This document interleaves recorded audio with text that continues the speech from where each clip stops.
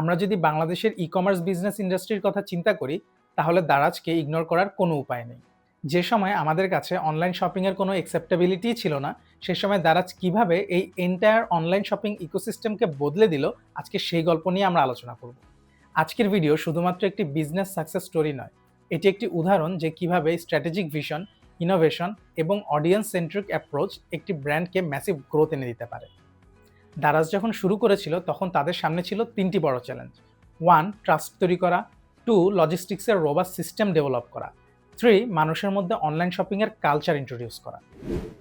আজকে আমরা আলোচনা করব 4টি স্ট্র্যাটেজি নিয়ে, যেগুলো ইউটিলাইজ করে দারাজ এই সমস্ত চ্যালেঞ্জ মোকাবেলা করে মার্কেট ক্র্যাক করেছিল।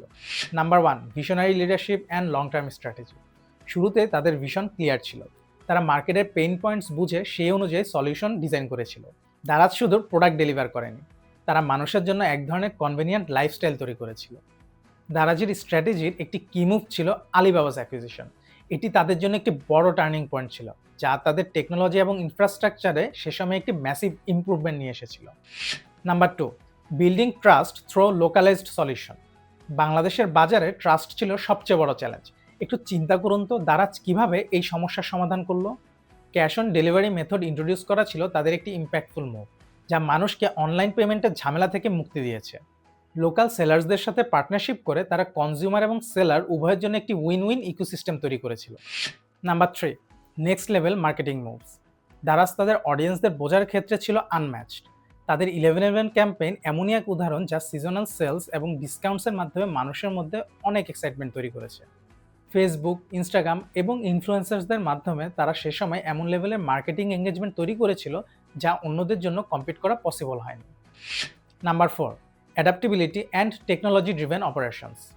দারাজ তাদের লজিস্টিক্স এবং অপারেশনসে কাটিং এজ টেকনোলজি ব্যবহার করেছিল। এআই এবং ডেটা ড্রিভেন অ্যানালিটিক্সের মাধ্যমে তারা ইউজার বিহেভিয়ার প্রেডিক্ট করতে পেরেছিল। ফাস্টার ডেলিভারি সিস্টেম তৈরি করে রুরাল এরিয়ার মানুষদেরকেও তারা রিচ করতে পেরেছিল। Daraz didn't just start as a company, they started as a movement to fill a gap in the market. তাদের গ্রোথ স্টোরি আমাদেরকে শেখায় ভিশনারি লিডারশিপ, অডিয়েন্স আন্ডারস্ট্যান্ডিং এবং অ্যাডাপ্টিবিলিটি কিভাবে একটি ব্র্যান্ডকে আনম্যাচড সাকসেস এনে দিতে পারে।